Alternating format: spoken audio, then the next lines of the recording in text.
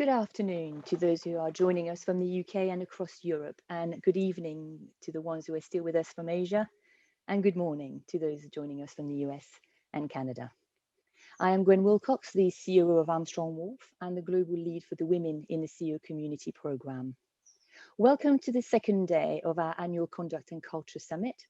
Yesterday's sessions covered in length how leadership, purpose, and culture are changing the intersection of the pandemic and the regulated and moral obligations of good conduct and sustainability.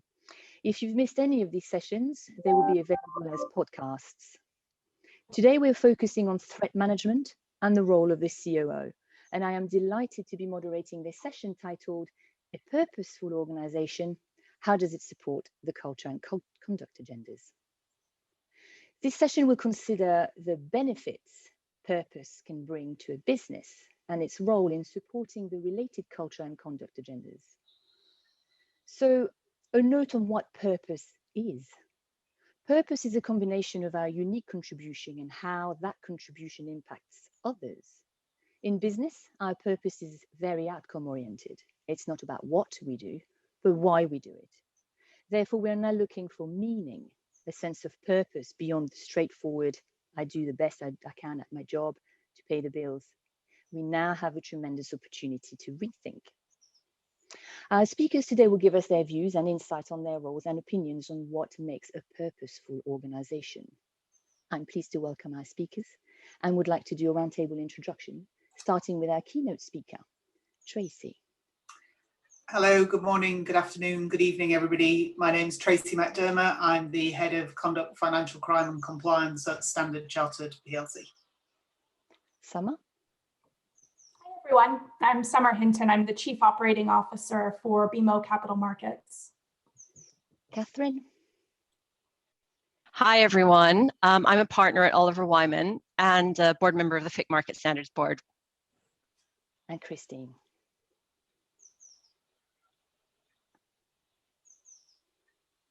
Hello, my name's Christine Moran. I'm very pleased to be here today. Thank you for inviting me. I'm currently studying at Oxford Sire Business School, Corporate Sustainability, and I've recently left corporate life. I'm very interested in a set of questions around innovation, technology strategy, and the consequences for social and societal innovation. And I'm very pleased to be here today to discuss purpose and profit. Thank you. Welcome to you all. It's a pleasure to have you.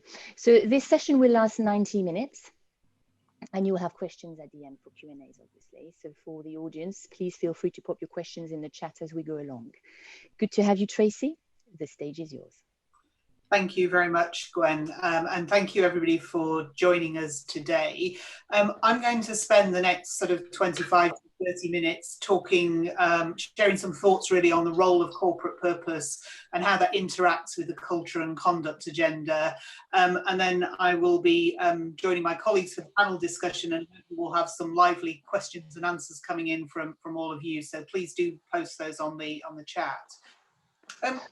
Start off, I'd like to just touch on the question of what do we actually mean by organisational purpose, and why does it seem that everyone is currently talking about this? I mean, after all, how could firms have survived and thrived and built the modern economy if they hadn't had a purpose, a reason for existing, a product or service that met some need? And at its most basic, you can express a purpose very simply. You can say we're here to make widgets, or we're here to supply broadband, or whatever it is you do. And indeed, until 2006, in the UK, companies that were established here had what was called an objects clause in their memorandum and article of association, which is the foundation document. And those objects set out the purpose of the company and the activities it would undertake in pursuit of that purpose. Now, I won't bore you by reading out the objects of Standard Chartered from our own Memorandum of Association. They are available on the Companies House website if anybody is particularly interested. But I would say that there are 27 of them set out over 5 pages, and they describe exactly what you would expect them to describe, given that we're an international bank. So they include an objective of carrying on in all parts of the world the business of providing banking to receive monies on deposits, current account or otherwise, and so on. Now, objectives and purpose expressed in that way clearly had a role in company law, but really what they're doing is setting in the widest terms the limits of what a company might do over an entirely long existence. It doesn't tell you anything about the culture of that company, about what currently animates it or what engages its employees. And I think it's probably fair to say that there are a few people within the bank that could recite any or all of the 27 objects set out in those 5 pages, or indeed feel much of an emotional connection to them. So the question is, well, does that matter? And I think for a period, the answer to that question would probably have been no, quite commonly. The question of what is the purpose of the company would have typically, whatever the company and whatever it did, got the answer of the purpose of the company is to maximize shareholder returns. And there's an undeniable simplicity to that and focus to that statement, but there are obviously downsides too.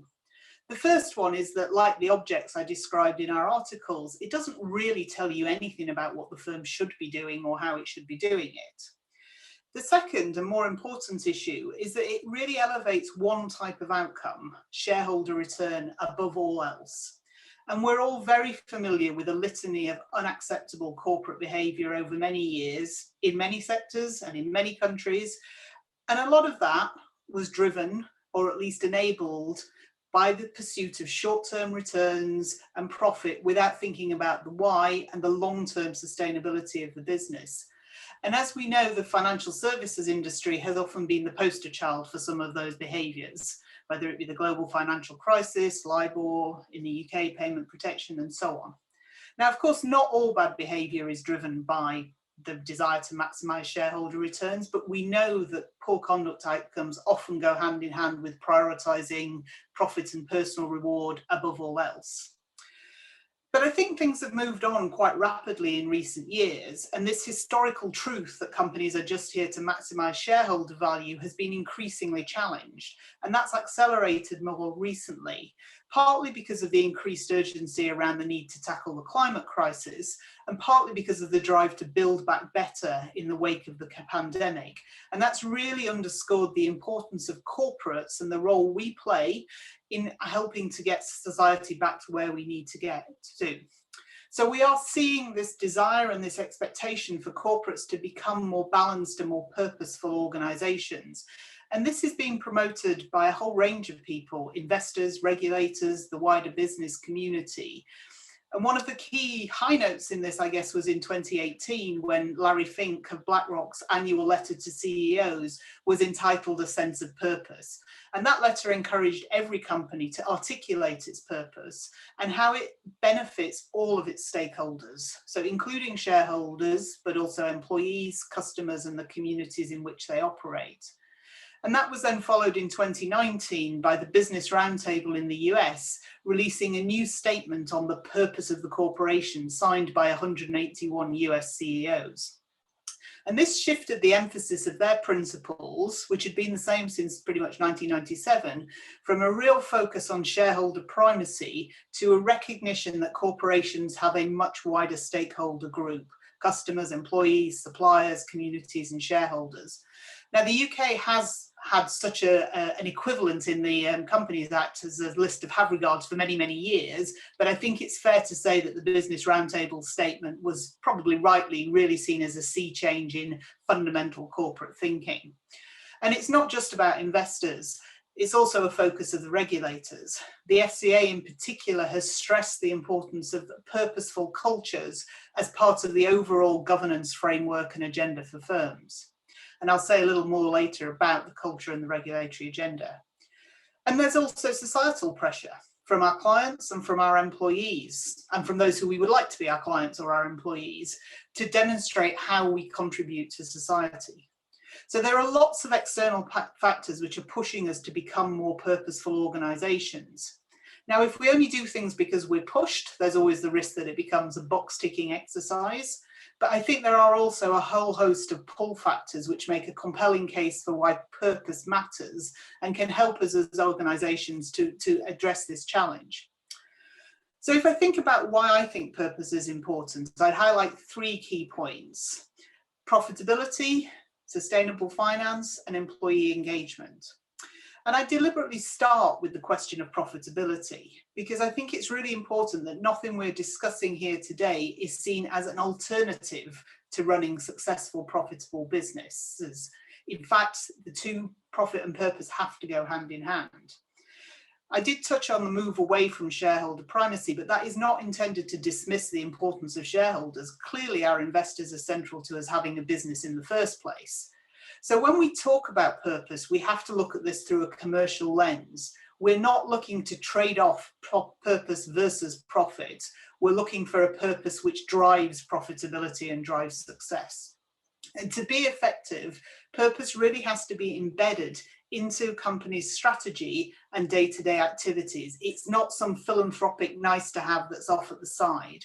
Your purpose has to be the North Star, central to how your organization thinks and acts, guiding colleagues on how to make the difficult trade-off decisions about where we invest, where we apply resources, and so on.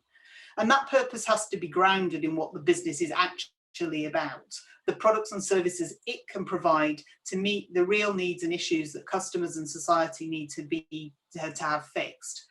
If you focus on those needs, how you can help address those, that will shape your purpose and will drive profitability. If you can't link your purpose, however nice it sounds on a piece of paper, to a real need, then you're going to have a problem.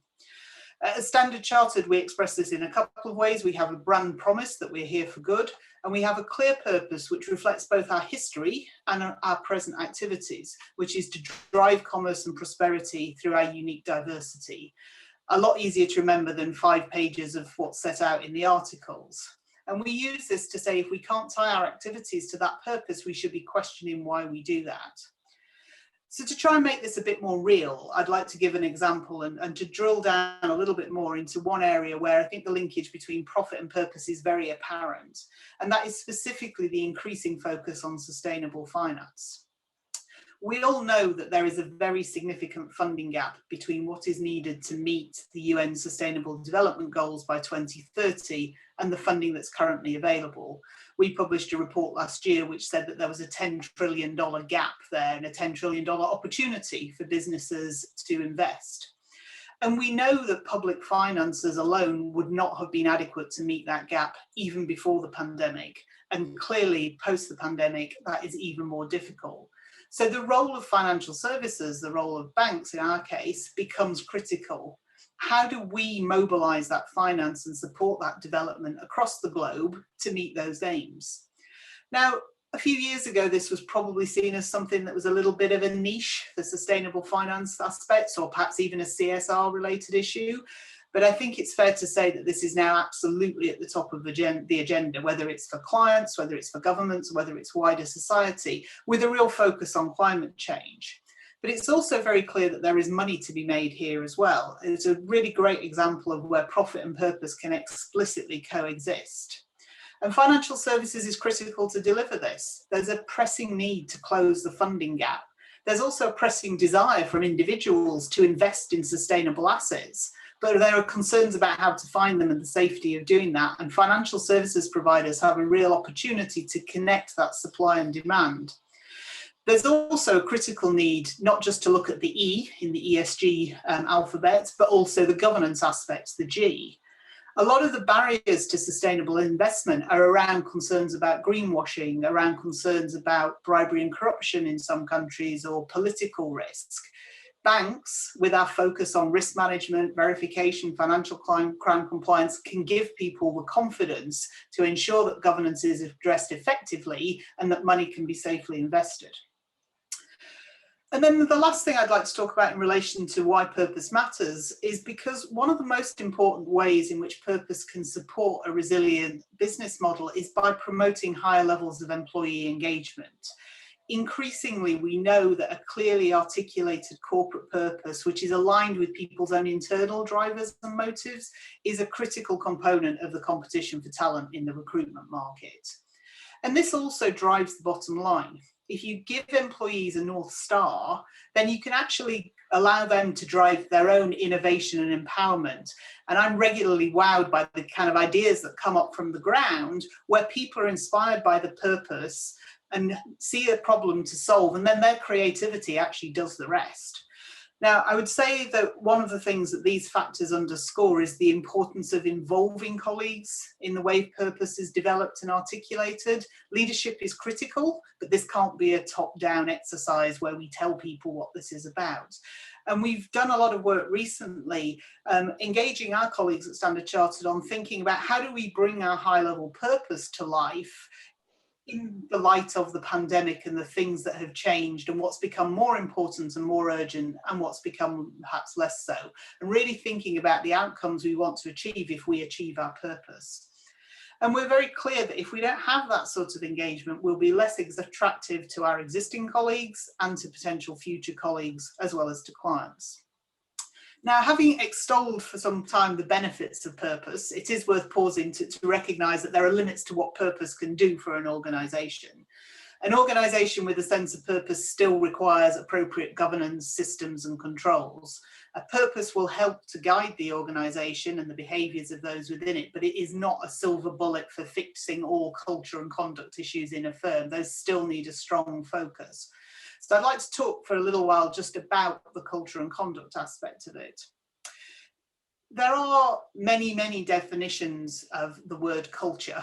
The FCA has defined it in quite a simple way around the habitual behaviours and mindsets that characterise a firm, or put another way, the way things are done around here. And I quite like that definition, which is quite simple. And it's also obvious when you put it like that, how that is influenced by a shared sense of purpose, or indeed the lack of a shared sense of purpose. And thinking about how culture and conduct fit together, they are also inextricably linked, and they're often talked about together. And there's an Australian New Zealand Institute of Insurance and Finance have a very nice analogy, which I'm going to steal shamelessly, where they talk about culture and conduct being part of the same family. Culture is the parent and conduct is the youngest child. And they say that influence flows down the family tree, but this doesn't prevent the child ultimately acting in a way which disrupts the family. Those of us with younger children may relate to that. So let's kind of take a step back and just remind ourselves of the history of the regulatory agenda on culture and conduct, because this used to be something that wasn't talked about a lot. Back in 2010, in the aftermath of the global financial crisis, Hector Sanz, who was then CEO of the FCA, talked in a speech about culture being in focus, and said every other aspect of the regulatory framework is under scrutiny and we shouldn't shy away from debating the culture question. And the FCA's interest in culture has really only increased since then. The 5 conduct questions were introduced in 2015 with the aim of focusing the minds of senior managers on issues relating to conduct and culture. Those have broadened out since. We talked initially at the start of this about tone from the top. Subsequently, we've all within our organisations been talking about tone from above, in highlighting the importance of your immediate line manager in these issues. And last year, the FCA started talking about tone from within, about the things that motivate individuals and how important that was in relation to corporate culture. And again, I think the linkage of that to purpose is obvious. And it's not just the FCA in the UK. The Bank of England published a paper last year on organisational culture and bank risk and looked at some objective measures, including fraud cases, customer complaints and how they were dealt with, quality of regulatory submissions and so on. And they found that poor culture tends to lead to substantially higher risks, so demonstrating the importance of culture, not just to conduct, but also to prudential aspects. And of course, this is not just a UK issue, this is a global issue. Just last month, the HKMA in Hong Kong announced they were going to do a focus review on incentive systems for those in sales and distributions in retail banks, which we all know is a key driver of culture. Now, of course, there's many, many aspects of conduct and culture, but I thought today I'd just focus on 2 which I think are particularly topical. One is around the impact of COVID and specifically implications for culture and conduct of the new working arrangements. And the second is in relation to diversity and inclusion as one of the key components of culture. Obviously, we're all sitting here on our various Zoom connections in our various houses.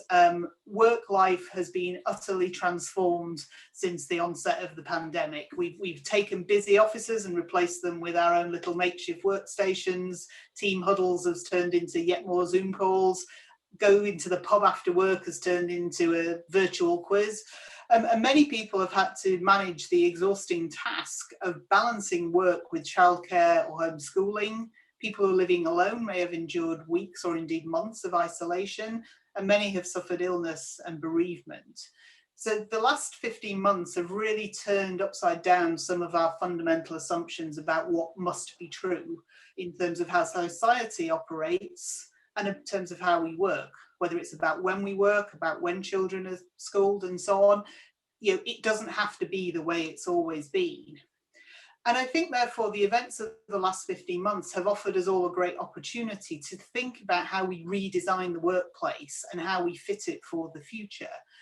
And our view is that this isn't just a nice to have. This is something that's critical if we're going to compete and survive and attract the best talent in the future. We've got to think about more innovative, more flexible ways of working.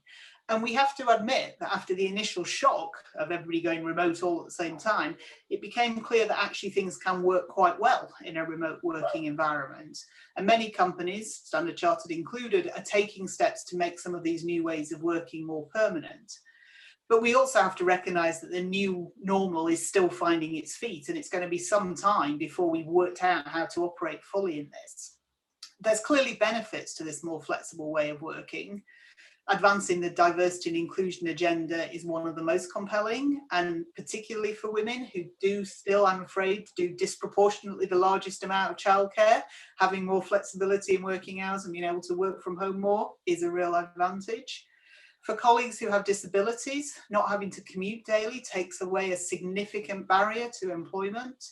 And for many, the increases in the wellness benefits are also clear. Research has shown increases in personal productivity of around 15%. And we all say, those of us who work in the City of London typically commute roughly an hour each way. So that's 2 hours of our lives that we now have up for grabs to do our own stuff.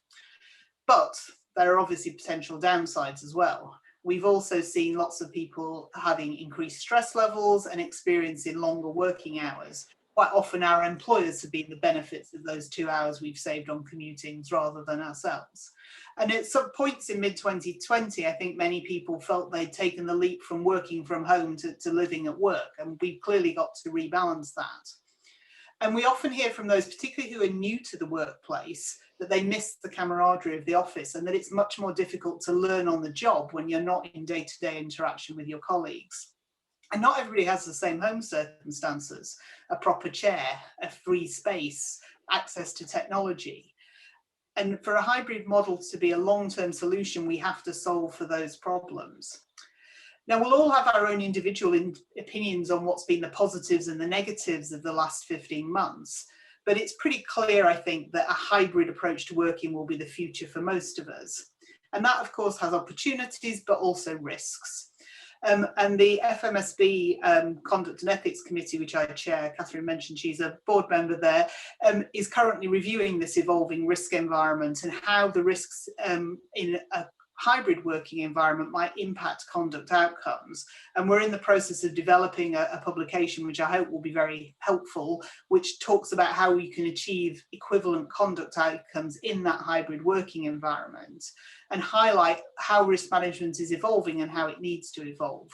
And we've had some really animated discussions in the committee about the risks from a hybrid working environment and how to mitigate those. So novel risks, such as the fact that if employees are moving between different locations more frequently, you increase the risk of them leaving the laptop on the train or the confidential document on the kitchen table when the cleaner comes and so on. Risks which were apparent at the beginning of the pandemic, such as the fact you can't see if a trader is using a personal device at the same time as trading, continue to be risks. But there's also other risks which probably won't emerge for months, if not years. For example, how will the balance of power work if some people are more often in the office than others? How will you drive that inclusion? Julia Hoggart last year, when she was at the FCA, did a speech where she talked about the fact that the regulatory expectation is that home and office working environments should be equivalent. Now, that obviously can't mean we have exactly the same controls. It is just not possible to police people in exactly the same way if they're sitting in their home office as if they're sitting on a trading floor. So I think one of the interesting points is that while controls are clearly an important part of mitigation of risk, our experience during the pandemic has reminded us that controls only get you so far in terms of risk management. And actually what that highlights is the importance of competency of staff and of the firm's culture in ensuring good conduct outcomes. So these 3 C's of controls, competency, and culture is what needs to be considered in terms of saying, how do we drive good conduct outcomes in the new world? And a real question then is how. So a key question we have to ask ourselves is, if culture is the way things are done around here, what happens if there isn't a here anymore? Now, there isn't an easy answer to that. I can't pretend I've got a sort of silver bullet to produce, but I think it's a core question that we all need to engage with. And to my mind, and again, at the risk of repeating myself, I think having that sense of shared purpose is a critical element of having an effective and sustainable culture in a hybrid environment. And I think if we think back certainly to the early days of the pandemic, where that shared imperative to be able to continue to provide services to clients in a safe way and to continue to keep colleagues safe were obvious and urgent, it enabled us to do things organisationally at a pace and at a level that, frankly, I would never have imagined would be possible. And I think that's just a real live example, I guess, of how purpose can drive that. And I think one of the interesting things that when we talk about these discussions is some of the things which I might say, oh, I think this will contribute to positive conduct outcomes. You know, people are closer to their family and therefore they're sort of grounded in the sort of, you know, sense of what's right for society. Other people will say, well, actually, no, because it makes you less professional because you're not focused on work, so you're more likely to make mistakes. And these are the sorts of things that we're going to have to work through, and the role of culture in all of that. And I'd really be keen to hear, obviously, the thoughts of my fellow panelists, but also from all of you on the call as to ideas you have on this. And then I want to sort of just come back briefly to diversity and inclusion, not just because it's a key ingredient in any discussion about what a healthy culture is, but I think it's another topic that's also moved on from being something which might perhaps in the past have been a nice to have, to being something which is not only a business imperative, but also something which the regulators are focused on. You know, just last month, the new FCA CEO, Nikhil Rathi, used one of his first speeches to talk about diversity and inclusion and their importance to regulators. You know, making it the topic of one of his first public statements shouldn't leave us in any doubt about the level of focus the FCA is going to have on that. And indeed, he suggested that we might want to add a 6th question to the 8 questions we ask ourselves around, is your MT diverse enough to provide adequate challenge, and do you create the right environment where people of all backgrounds can speak up? So this is a real area of regulatory focus, this question of diversity. And he talked in his speech about a number of the characteristics which we typically talk about: gender, ethnicity, sexual orientation, disability, social background, and so on. He didn't specifically talk about age, but I wanted to just touch on that because it is something we've actually been focusing quite a lot on at Standard Chartered. And I think there's 2 aspects of it I would highlight. The first is in relation to the flexibility that I mentioned earlier. The new ways of working may allow older employees to continue to contribute for longer than maybe the case in the past, if you take out some of the requirement to commute or work at particular times. And the second is back to the central point about purpose. You know, this is a core motivator for the millennial Generation Z demographic. And we need those people in the workforce. We need their ideas, we need their innovative spirit, and we need to be able to get them more involved, more quickly, more effectively, and break down some of the barriers about tenure and hierarchy. And interestingly, whilst most corporates will have a strategy relating to gender or relating to ethnicity, research suggests only about 20% of employers have a board level strategy to think about generational and age diversity. So I think this is something which is going to be coming up the business imperative agenda and also up the regulatory agenda. And again, this question of diversity and inclusion is, to my mind, intrinsically linked to the whole question of purpose.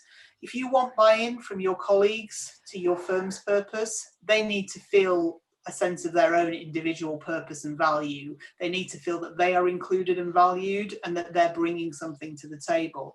And that comfort and that connectivity is important, not just in terms of speaking up, but it's also fundamental to allow a business strategy to thrive. So that purpose is at the heart of all of that. So I will close in just a second. I'm really looking forward to debating some of these issues in a bit more detail with colleagues. I hope I've taken you on a bit of a journey, maybe slightly whirlwind, through the history of corporate purpose and why I think it's a critical issue for companies today. And I hope I've tried to give you some food for thought to demonstrate that this isn't a nice to have. This is something which is critical to enable and support corporate culture, to drive employee and colleague engagement, and importantly, to enable good, sustainable, profitable business. There's clearly many challenges ahead as we continue to manage through the pandemic and its fallout and as we adapt to the new normal. But I'm very optimistic and excited about a future which is founded on purpose and profit hand in hand. So thank you very much for listening, and I'll hand back to Gwen. Well, you certainly have taken us on the journey, Tracy, and thank you very much for your thought-provoking presentation. And thank you also for your points on the importance of cognitive diversity in the workplace. So we will now open this session to the panel, and to contextualize, I'd like to go through define individual organization's stated purpose, as you did in your speech, Tracy. So Summer, if I may, the Bank of Montreal's stated purpose is boldly grow the good in business and life. How does this transpire in the day-to-day culture of your organization? Thanks for the question, Gwen. And first, Tracy, those were great opening remarks. This is going to be a fun panel. I can see that already. So thank you for having me. So maybe I'll step back for just a second. When I think about our purpose, from a Bank of Montreal perspective, there were two things that Tracy said that really, really resonated with me, because that's exactly how we came to conclusion around our purpose. And that's, it has to be embedded and it's got to be your North Star. So we've embedded it as being really part of our competitive strategy. And the reason I say that is because we've always had a real corporate culture of generosity and inclusion, but it wasn't connected to our performance. So if you think about culture as how you run the place and performance is how you deliver results, that's where we really needed to draw a much tighter linkage. And that's how we landed on our purpose back in 2019. So there's three planks to it. There's purpose for a sustainable future. So obviously there's a strong linkage to sustainable finance there. And there we've got financial commitments to mobilize at least $400 billion for sustainable finance in terms of lending and investment capital. So that's a very clear action that really motivates the organization. The second plank is around a thriving economy. And so that's where we think about lending capital and customer base. So really focusing on small business, which we know has been hugely impacted by the pandemic, women entrepreneurs, Indigenous and military customers as well. So that again is where we engage mostly our retail banking colleagues into those spaces. And then finally for an inclusive society. And this is where we really think about the connection between our choices in terms of how we invest in our community. So we have an enormous United Way campaign every year. Last year we raised $22 million, for example. And we also think about how we engage our suppliers to ensure that we've got great supplier diversity in terms of how we do business and how we acquire goods and services. And then finally, it's the makeup of our employee base. Obviously, as Tracy said, inclusion is really tightly connected to purpose and culture. And so for us, it's incredibly important that we reflect the values of the communities that we serve, as well as our customer base. And so that would be the third plank, where we focus really heavily on how we are doing against really specific objectives between now and 2025. So for us, it was creating the words, but also living them and setting really high barrier targets for ourselves to track progress against. And we're very transparent about it. We report it on a quarterly basis to our entire employee base.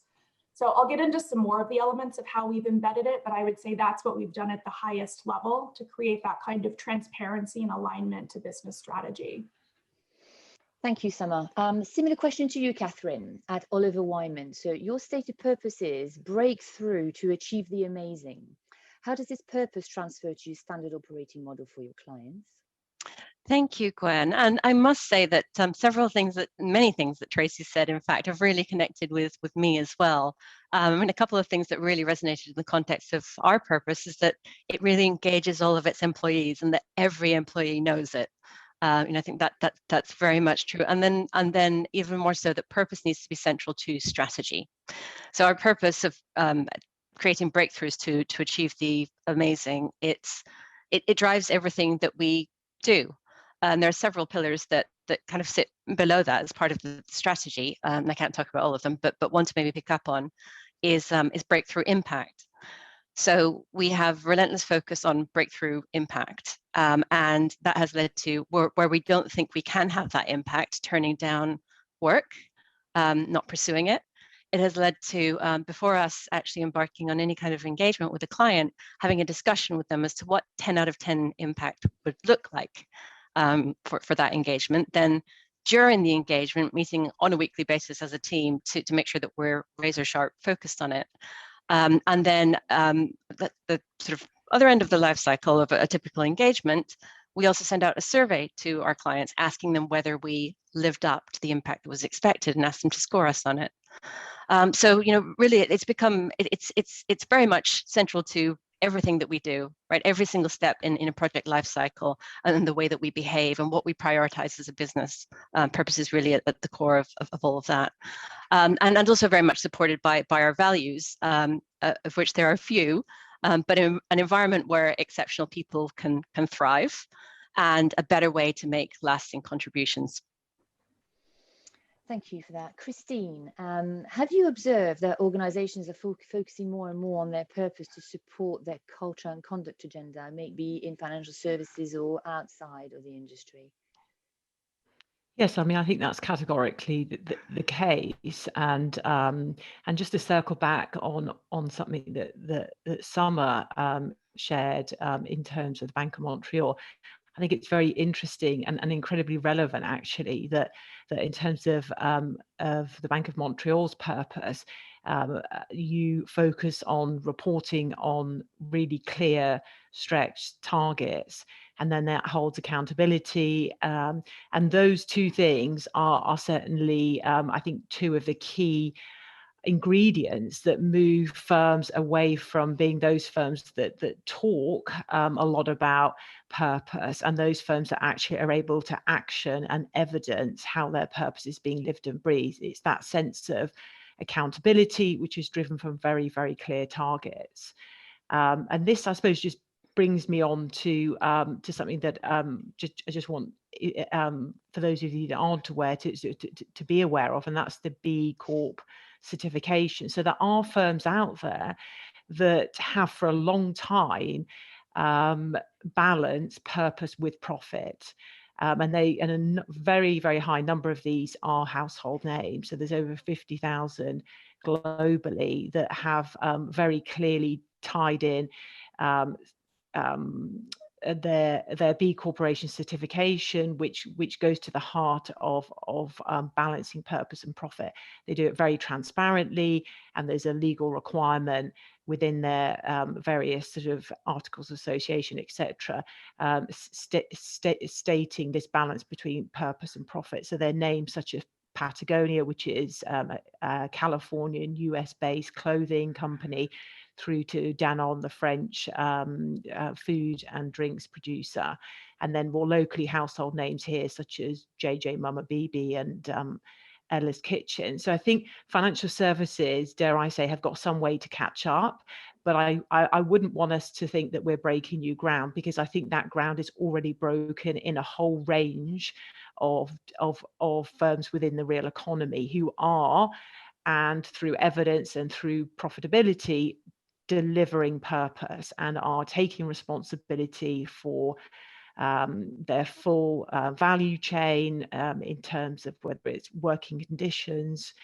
through to the environment. So just want to draw that back to to Bank of Montreal's statement. So well done there, Summer, and it's certainly something for you to raise is that B certification.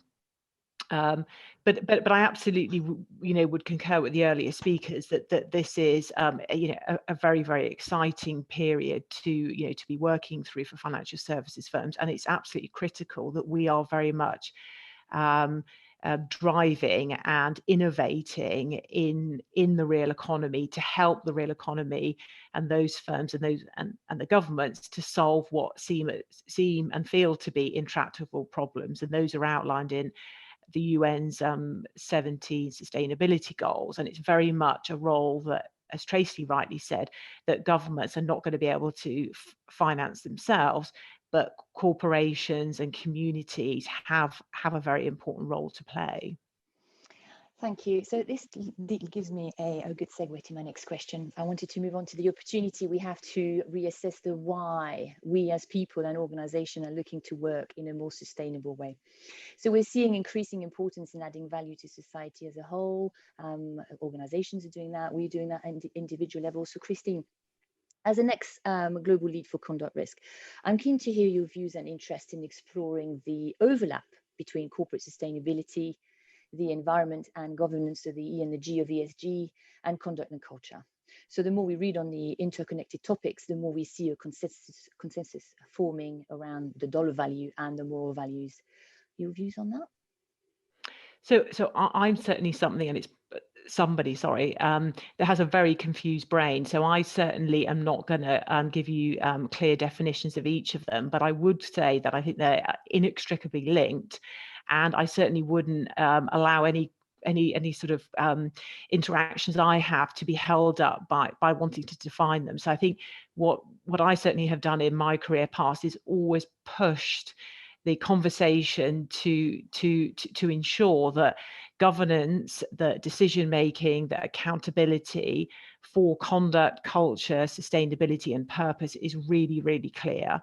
And I think we can get too confused by definitions, etc. But I think we've got to be absolutely clear that our governance structures, our accountability, and that's the C-suite and below, and that is very much the FCA's the senior managers regime and certification regime is driving to the heart of this conversation. So again, we have so many levers that we can rely upon and pull and enforce, which are all driving like a pincer movement in the same direction. So it's certainly, in terms of the opportunities I've had within my career to speak on this topic, I very much try to explain that that sustainability is all about driving good outcomes for not just our shareholders, but the broader stakeholder community, and that we need to look at capital sustainability in three lenses, and that's very much the natural capital, the social capital, and the finance capital. As financial services firms, we very much focused on the latter, financial capital, but the three of them are inextricably linked. So we need to recognize natural capital and that we benefit as opposed to sort of add value typically, and that social capital, whether that's education, healthcare, or resolving global problems, is inextricably linked to financial capital because we need to generate the revenue. Mm-hmm. So I think the fact that these, and I think Tracy mentioned it earlier, these topics are increasingly on the agendas at boards and various different governance committees is excellent. What I wouldn't encourage people to get hung up on is kind of always setting one initiative or one kind of terminology or definition. I think it's about being crystal clear that they're all inextricably linked. We need to sort of act because the environment, and I think the pandemic is an example of that. We really don't have time to sort of continue to sort of navel gaze. We do have to be really quite action orientated and hold ourselves accountable to these very demanding sort of outcomes. So thank you. So Summer, so what levers do CEOs have at their disposal to make a difference? Another great question. So picking up on Christine's threads around the three different types of capital levers, natural, social, and financial. When I think about my role as the COO of capital markets, I have three types of mandates. I've got the mandate around operating businesses. So and that's really tightly linked to conduct. So how do we operate every day? How do we behave? How do we behave with our customers from an ethics perspective? How do we behave with ourselves from a morality perspective? The second one around my mandate is around risk, obviously tied very closely to conduct as well. And then the third related to financial. And so from my perspective, probably the most important part of my mandate is around change and transformation. And that's where I think we're really talking today. How do we motivate and mobilize action around ESG topics? And so for us, that means a few different things in terms of what I do. One is I'm actually incubating our sustainable finance group for capital markets. So when we think about new business opportunities, sometimes they don't fit perfectly in an existing business, particularly something as big, impactful, and nebulous as sustainable finance. So what do? We incubate it. So to give it the space to grow. And I think that that's a really ideal opportunity for COOs because to a certain extent, we're quite neutral. Our intention is to grow an entire capital markets business in my case, and we're not aligned or biased to any one particular business. So I think that that's one of the most important levers. I would say the other one is around the social capital that we have. So in many ways, if you think about the CEO as setting culture and tone from the top, the COO sets the tone. So I think about it in the ways that I communicate both here and with our customers, as well as with our colleagues and communities. I think it's really, really important to have consistency and show alignment. And that's probably the most important thing that a COO can do. When I think about how hard it is to affect change and transformation, a lot of it is around alignment, communication, transparency, accountability. And that's where the COO can play such an incredibly impactful role, is almost sort of the voice and the second hand of the CEO. So lots of opportunities. Indeed. So the backstop to all of this is how do we operationalize all of this? I'd like to ask you, perhaps Tracy, if I start with you, how you see purpose, culture, and conduct fitting together. Are they complementary or separate book of work? What's your view on this? Oh, you're...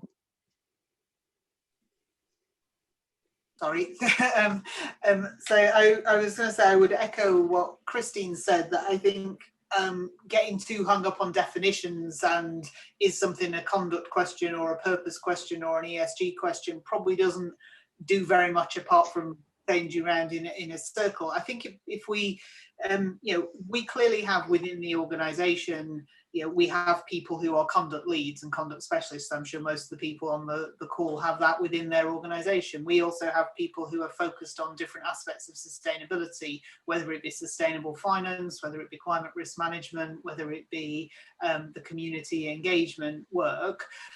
Purpose sort of sits over the top of all of that. That's part of what we're all kind of aiming for. But I think, so whilst there's different bits of work that people do to kind of drill into the specifics of different aspects, ultimately what brings it all together is that sense of how do you engage the organisation to align around a set of goals and a set of objectives which are consistent with your organizational values and your organization purpose. And data is definitely a key part of that. Measurement is a key part of that. And I think another part of it is just how do you tap into what, certainly within Standard Chartered, is a real passion for some of these topics. And if you think the environment is one of the easiest things, if you want to talk to people about whether they want to work on climate-related projects or sustainable finance-related projects, you get a huge number of people putting their hands up because they're genuinely interested in those topics. And in the markets in which we operate, that really links very closely to social development and the sort of some of the challenges there. A billion people in Africa don't have reliable power. So, you have to come up with a solution to climate change that does not involve those people continuing reliable power. And you can really get people mobilized around that.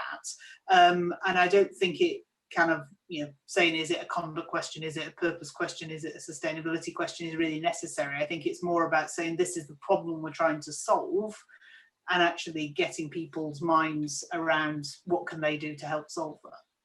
And Catherine, thank you for this, Tracy. And Catherine, how do you see this from an Oliver Wyman point of view? Yeah, I mean, I think from my vantage point and looking across different institutions, I think it's really important to make sure that that the purpose and the ESG doesn't become a bit of a ship without an anchor. I think there are some really good ambitions and really good statements, but there are two things that really need to be tight in order to make that work. One, as my colleagues here have referred to, is joining up the operating model. So different aspects housed in different areas, maybe efforts going on the conduct front that are quite related to other changes to the operating model that we're making on the climate side or on others. Suppliers within procurement, climate, and what we're doing within risk and finance. You know, I think there are a lot of dots that we can join up across the activities that we're already working on that would help. But more importantly than that, I think to anchor this, we really need to focus on individual roles and behavior. What is it that we want people to do more of or do differently?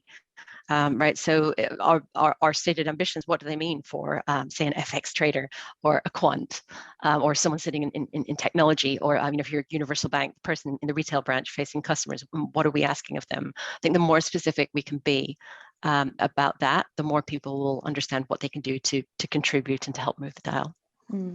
Thank you. I'm going to take a question from the chat now, actually, as opposed to waiting towards the end.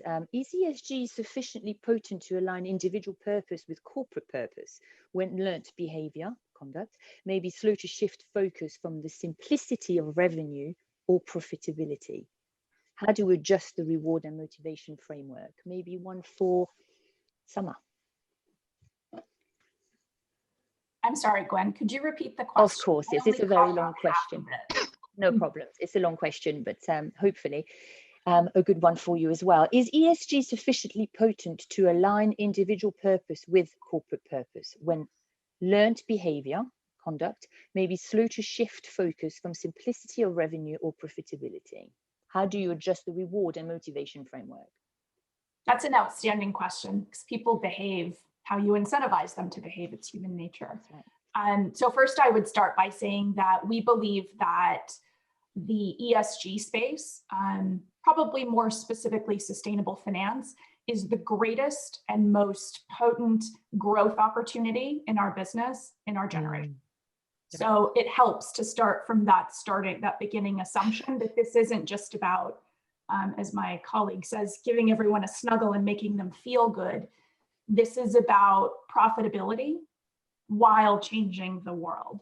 And so it becomes a lot easier to wrap your head around the why we're doing this and why it matters from a competitive strategy perspective if you look at it through that lens.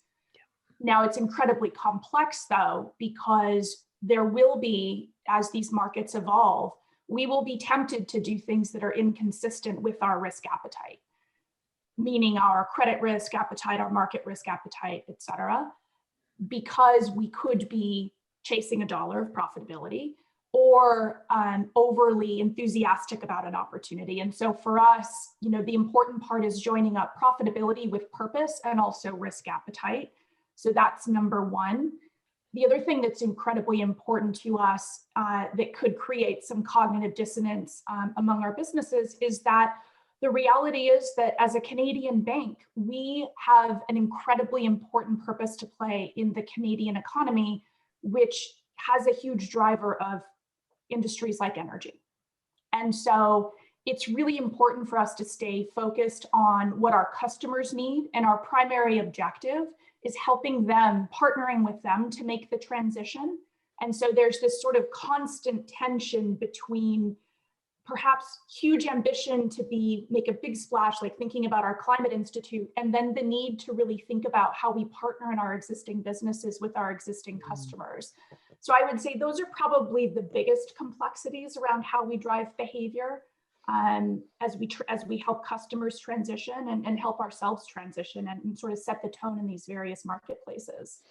Thank you for this. Tracy, do you have anything to add to this? Yeah, so I agree with everything Summer said, including the fact that we're all seeing this as an enormous business opportunity. But I think I would say two things. One is that the premise of the question seems to be that we're starting from zero, i.e. we're going from a completely revenue-focused model to one which is more rounded. And I think and hope that actually we've moved on quite a long way from people being purely focused on revenue. I mean, most people have had a sort of balanced scorecard, a conduct agenda, and a wider sort of remit for some time. So I think this is part of a continuum. I think, as Christine talked about, this isn't sort of, you know, a completely new concept. The second thing is that I have been really struck as we've been through some of our discussions at Standard Chartered, and as I said earlier, we operate in emerging markets. We operate in markets where fossil fuel is currently the only option, and you know that sort of transition pathway is really important, but the transition pathway to get to cleaner energy, but also the transition pathway to help social and economic development. But I'll come back to a point I made earlier. Interestingly, when we made a decision a couple of years ago to stop funding new coal-fired power plants, which is one of the first people to do that in our footprint, the way in which colleagues then said, okay, so that's not a business opportunity that's now available to us. We now need to think about how else we're going to generate revenue in a way which is consistent with what the organisation has said we're after, was really quite striking, that sort of turnaround. And again, I go back to that point of ingenuity. So you tell people, these are the things we won't do. These are the things we're trying to achieve. And actually, you know, give people that problem and they come up with solutions, you know, much more often than not. So those would be two things I would add. Indeed. And Christine, I'm interested in your views. So I mean, I completely echo both Summer and Tracy's contributions. I mean, just to help the individual asking the question, I work quite early in my head in terms of analogies. That's how my brain operates. And the analogy that really resonates with me, and I'm just going to share this for wider use, that because it could be helpful, is just at the very, very heart of sustainability is the maintenance of capital. And if there's nothing else we take away from it, we must really clearly understand that. And the way I think of it that helps my simple mind is to think of it in terms of a vineyard. And the vine is very much the capital or the stock, and the grape is the income or the flow of capital.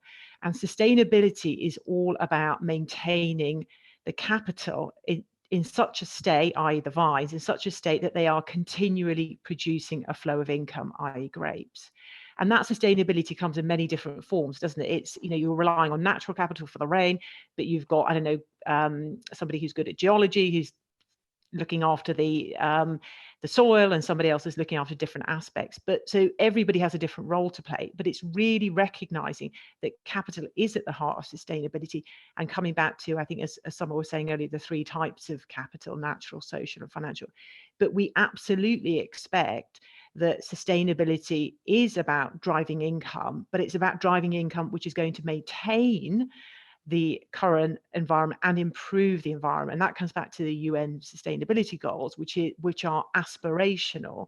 So we are aspiring to have, whether it's clean energy or you know, reducing poverty, etc. So it's not just about, if we come back to the vineyard analogy, it's not just about maintaining the grapes that we produced last year, but actually improving and increasing yield or trying different grape type. So I just hope that analogy, as I said, it works for me and my simple mind. I hope that works for the individual asking the question, because sometimes it is very difficult to get beyond the theories and think the practice, and sometimes, you know, sort of real life examples can be useful. Indeed. I just have one last question I'd like to take before I move on to the next topic. It's about measures and data. So Tracy, you mentioned metrics in your presentation, but have any of the panelists insights into ways to measure conduct in order to do so, as in reward fairly?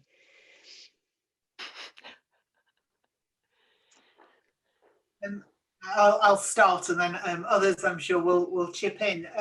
Many of you may have seen the paper that the FCA published on its Insights page last week. I think it was last week rather than this week, which was around actual measurement of culture. But I think many of the same issues arise with measurement of conduct. And this argument in that paper was that an awful lot of time and effort goes into trying to measure culture, which means you then pick a bunch of metrics and you monitor those metrics to death. And actually you run the risk of losing the focus on the sort of underlying issues. So and I that definitely resonated with me. So there are obvious things that you can monitor when you are looking at whether or not you think you have conduct issues. A lot of those things you monitor are indicators of misconduct, so PA dealing breaches and so on. But there's other things you can monitor around, you know, whether people are taking their holiday, whether there's an increase in a particular sort of dealing, customer complaints and so on. But my sort of view is that all of those things are simply prompts to encourage you to ask questions. None of them of themselves actually tell you anything very much. And it's only if you then really delve into the underlying issues that you know whether or not that's an indicator of either positive conduct or an indicator of negative conduct. So you do need to measure those indicators, but I think it's really important that you don't get obsessed with, we have a red, amber, green dashboard that's going to tell me that we've got a problem or not got a problem, because I think it's more complicated than that. Indeed. And Summer, do you have a view on this? I do. So I certainly agree with Tracy around the indicia that we monitor for as, looking for signs of misconduct. But if I think about conduct and by extension, culture as a whole, it's, to me, this is what's really hard in our industry. And I don't think we've got it figured out yet around how we measure outcomes and intention. One of the things that we are looking closely at and starting to focus more on is the linkage between productivity, conduct, and culture, and how we actually measure productivity, how we measure organizational health. I would say those two elements are becoming increasingly important. And I don't think there's a silver bullet for how you actually have, as Tracy said, a red, amber, green dashboard. But I do think that there are elements that you can point to around engagement and generally how productive people are, but I don't think we've got it figured out yet. I think that's the next big move, especially when we look at a hybrid work environment, is making sure we never go back to that sort of presenteeism around, if I can see you typing, you must be productive and you must be engaged and you must be, operating with good conduct because I can see you. So I think there's a lot more to come. I guess that's not a very good answer, but it's an honest one. And we like that. Candor is key. We have a half an hour left, and I'd like to move on to the final topic, which is a very important topic, which is the people mandate.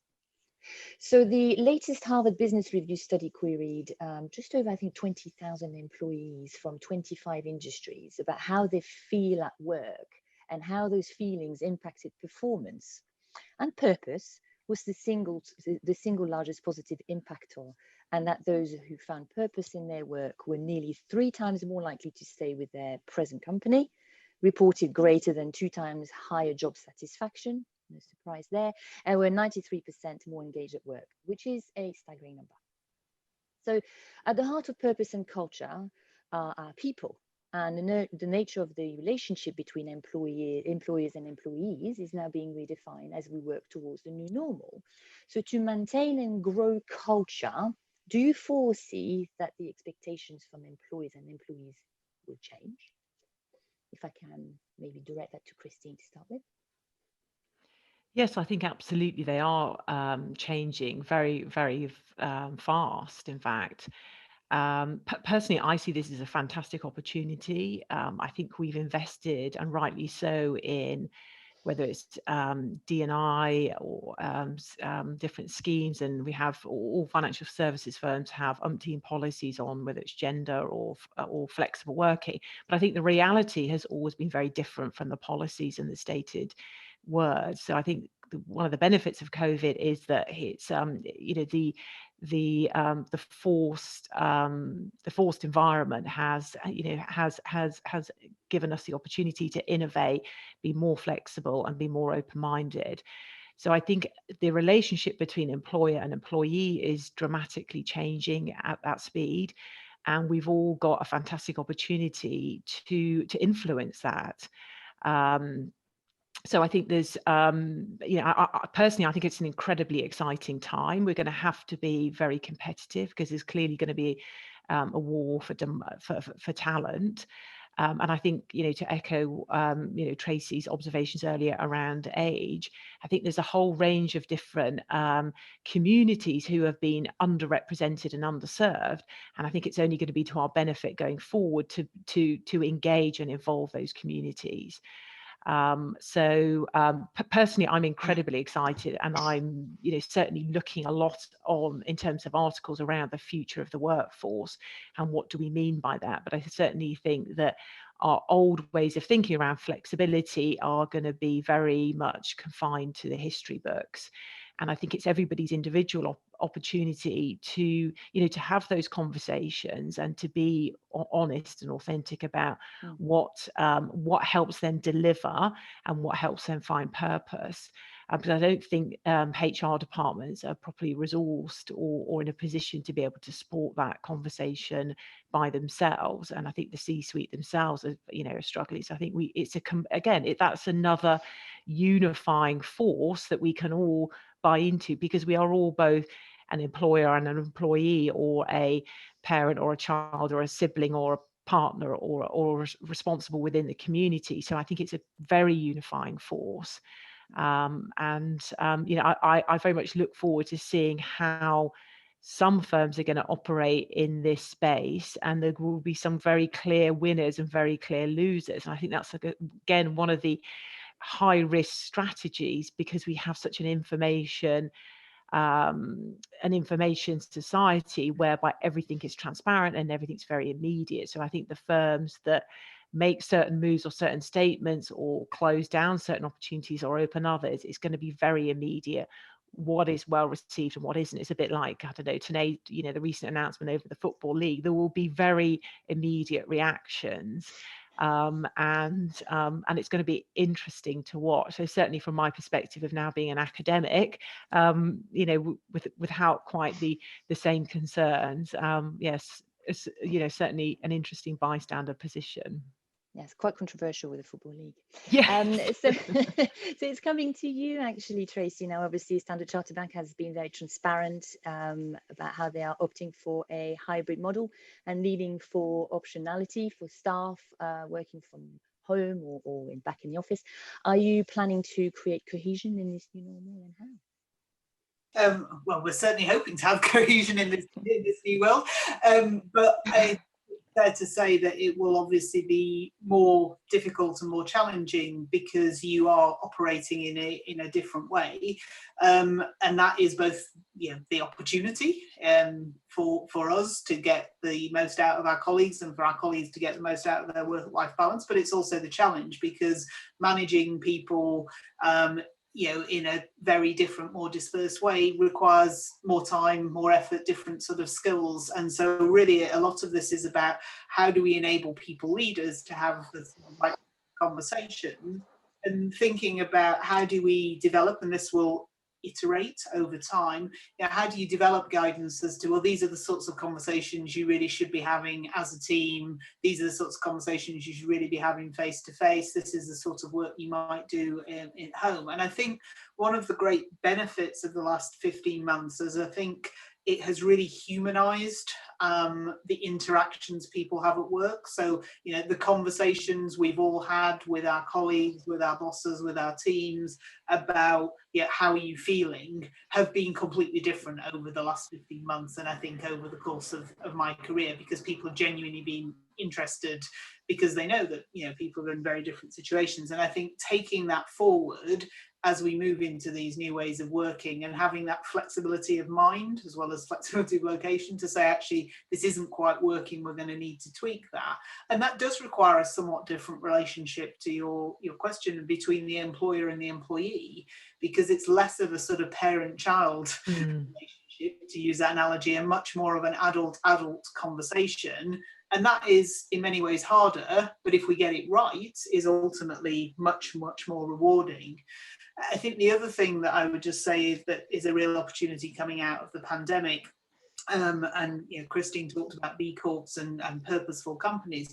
I think in some ways the purpose of financial services companies becomes much more apparent when you've actually got work to do to sort of rebuild economies, rebuild jobs, support people, so you can see why it matters what our organizations do. And that actually is a real benefit when you come to the war on talent, or the war for talent, that actually people can see the benefit that you can have. And if you couple that with a more forward-looking, more flexible approach to innovation and work-life balance, then I think we have a huge amount as an industry to offer.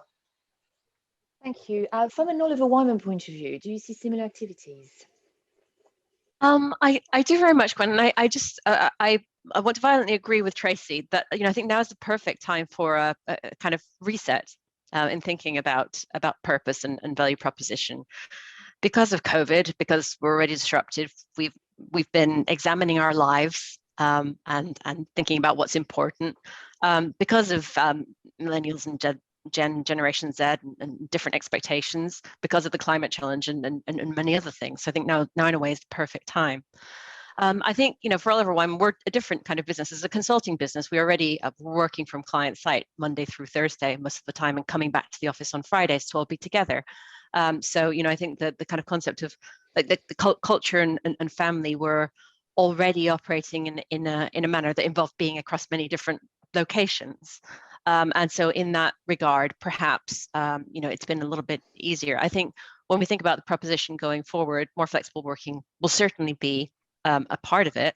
But, if we move towards staying, working from home a lot more, I think one of our core values and the one that's really kept me here at Oliver Wyman for 13 years, will need some innovation and a bit of a rethink. And the reason that I'm still at Oliver Wyman 13 years later is because one of our core values is balanced lives in a sense of fun. And we get to have our flexibility, we get to balance our lives, and we have fun when we're together and doing work. And I think that sense of fun and that camaraderie, I hear it from many of my clients as well, is that's the part that we have to kind of think hard about, how we keep it together, right, and how we keep it going strong if we're transitioning into long-term hybrid environments. Indeed. And what about yourself, Samar? I'd love to hear your opinion, because it's also a cultural thing. Obviously, you're based in North America. I'd love to hear how the employee kind of conversation is going at the moment. Great. So this one's top of mind for our leadership team, and something we spend a lot of time on. So maybe I'll start by saying that, to me, this is the most important thing that we will do as leaders over the next 3 to 5 years, is maneuver through this. We have a huge opportunity, I think, to reset, as to use a word that the others have chosen as well, but also for us as a competitive organization, to leap ahead. So we see this as a huge opportunity to focus on performance and talent, and really redraw the lines between employee and employer. I think that this, from a North American perspective, and to be clear, I'm American, I live in New York. And so my perspective is very colored by the pandemic, but also by what's been happening in our societies over the last 15 months, and even where we sit today with what's happening in Minneapolis. So I think that the rules are changing and the expectations are changing, and rightly so.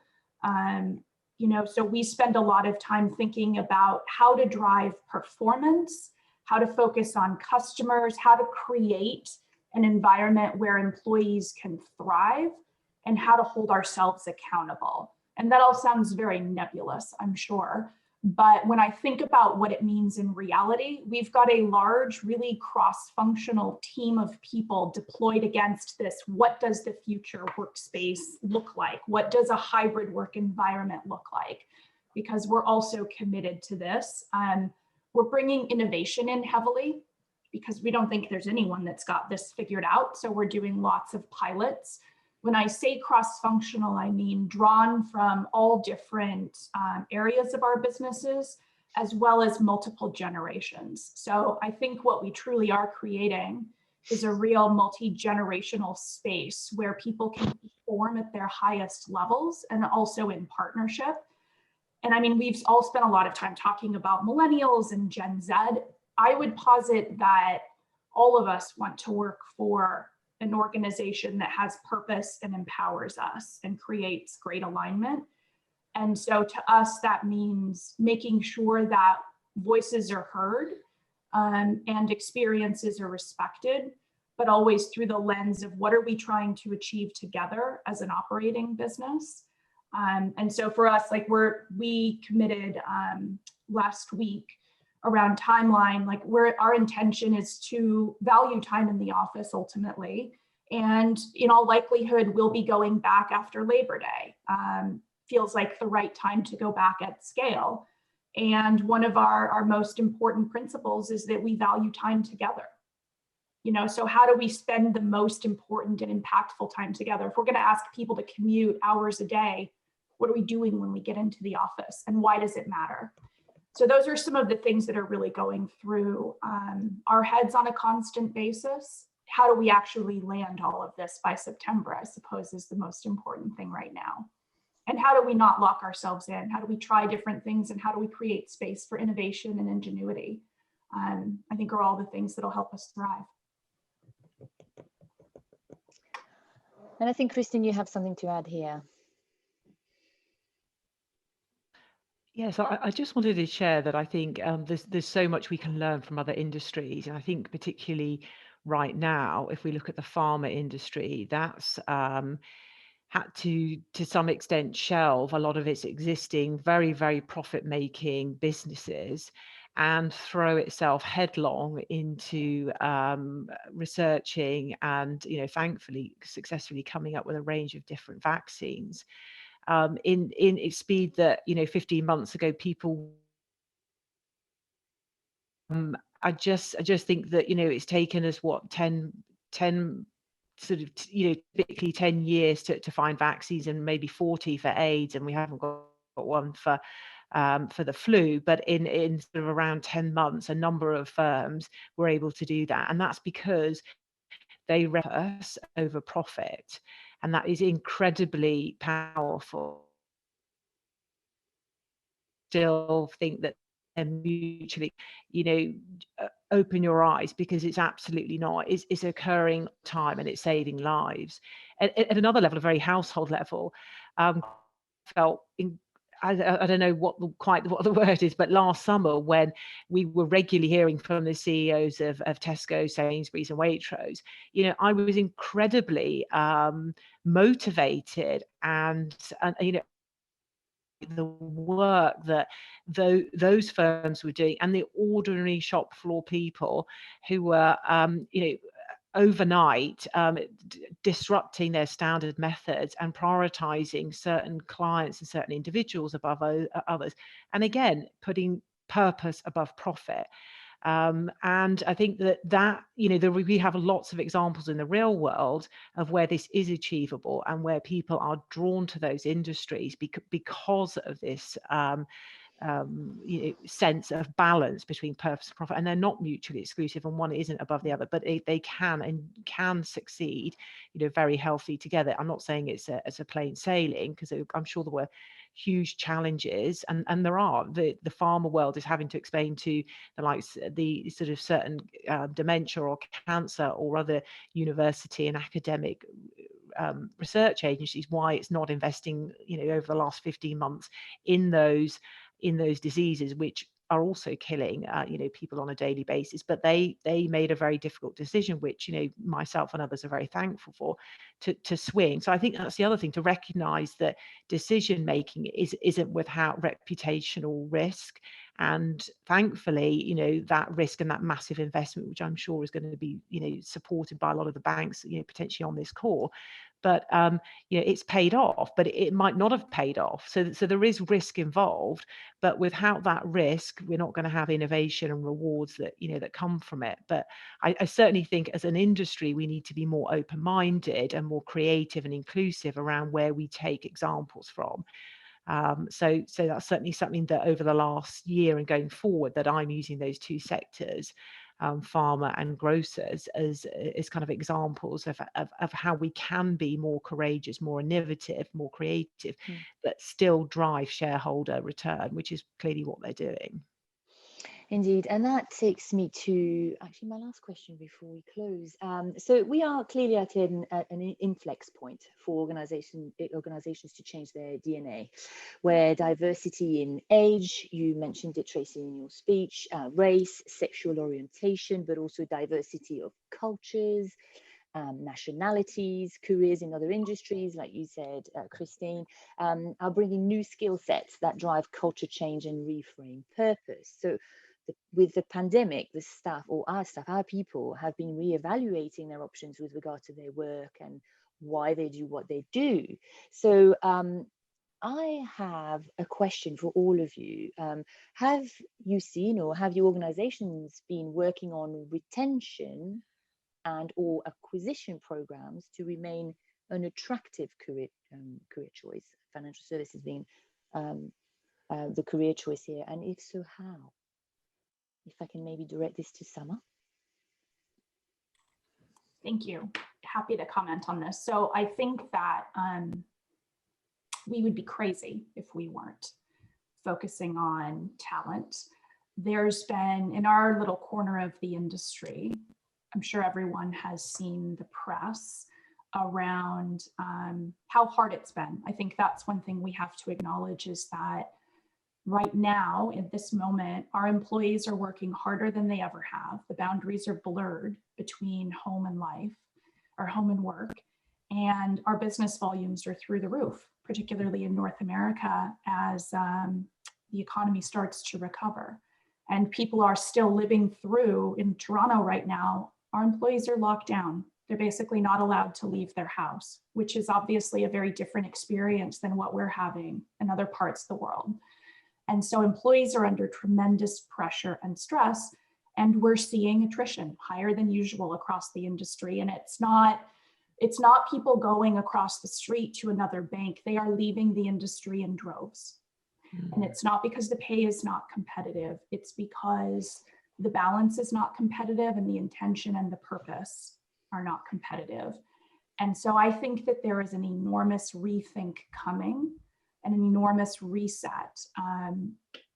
Exactly to the points that have been raised here, there's got to be alignment between individuals and the company that they work for, and work has to be appreciated and recognized and valued, and teamwork is tantamount, which has become even more challenging with everyone working from home. And so the really short answer is yes, absolutely. However, we're thinking about it differently. Whereas in the past, we would have just done a comp study and said, okay, we'll just pay everyone another 20%. It's got to be a much more comprehensive rethink around the value proposition for financial services. I mean, I said this during prep, but there's increasing recognition, I think, by all of us that like banking is not saving lives and doing God's work. And so like we've got to rethink what we're doing and why. And the reality is, I think, as we've all outlined, there's lots of good impact and lots of amazing purpose that financial services brings to the table. But how do you connect individuals to feel that? I would say is the most important thing, as we're all thinking about it at BMO anyway, how we acquire and retain and grow talent. Because at the end of the day, we're a very human business. Thank you for that, Summer. Tracy, may I direct the question to you? Yeah, so I would entirely agree with everything that Summer said. So yes, you'd be crazy not to be thinking about this at this stage. I guess a few areas we've been very focused on. So one is, as we talked about, the kind of whole question of flexibility and sort of hybrid working and how we enable that. But other aspects, on the thinking about future skills, which I think has been touched on earlier, we know that the future skills required of people in financial services will not be the same as the skills today or the skills 5 years ago. So we've got a very big focus internally on how do we support that sort of reskilling agenda. So how do we think forward about the skills, the job families that are going to disappear, the job families that are going to be created, and how do you enable people to sort of transition and support that, and put quite a lot of effort into thinking about how we develop learning programs to help people sort of do that. The other aspect is around incentivization and compensation. Someone mentioned teamwork. You know, when we think forward, you know, working as a team, innovation, ability to try things and fail are all going to be really important. And do our current incentive structures really incentivize that for individuals? You know, so how do we need to look at how you do things differently to encourage the things that we think are going to be the new skills for the future. And then the final thing I would say is a focus on well-being, and this is beyond, you know, so obviously work-life balance is part of that, flexibility is part of that, but actually you know, much more of a focus on thinking about people's physical and mental well-being all of the time, and as part of something that's a really important part of the employee value proposition, how we support that. So those are some of the things that we're Thank you for sharing, Tracy. Thank you very much. And indeed, there's Mental Health Week coming up in May, so we'll be looking forward to all these talks then. And Christine, what about you? What is your position? So, yeah. So just to echo the earlier speakers, I mean, I think one of the interesting areas that I think we'll be able to blow open is our benefits arrangements. And I think the way in which we structure benefits is very much individual. So what can I gain, or my family, or sort of my healthcare? And I think that one of the pivot points that more people will be looking to explore is how we can use benefit schemes and systems much more flexibly to benefit a wider group of communities. So I definitely think that the overlap between the employee-employer relationship through to how we recognise and reward and the benefit schemes can be considerably more creative than they currently are. And people, I think, would be very open to using these kind of structures and schemes to be much more creative in terms of who the stakeholders are that can gain rewards. And I certainly think that that we all have an opportunity to put forward suggestions and ideas here, and certainly as Tracy says, I think, you know, well-being and what do we mean by well-being and how we support people through their career, given that we're expecting, you know, all of us to be working a lot longer, and recognizing that we different kind of, whether it's learning journeys or other types of journeys that people want to be able to, you know, benefit from. So yes, it's certainly a very, very exciting space. Indeed, and also, so diversity of thoughts and culture needs to be high on the radar screen for healthy culture. I think that's how we can summarize this this conversation. So I think this concludes our session. I don't think I can see any more questions coming on the chat, unless the last few seconds for asking questions. Nope. Okay. Well, I would like to thank the four of you for your participation. Thank you ever so much for your presentation, Tracy. This is very, very much appreciated, and for your time as well, Summer, Christine, and Catherine. Thank you for your contribution. It's been a privilege to moderate this this session. Thank you very much.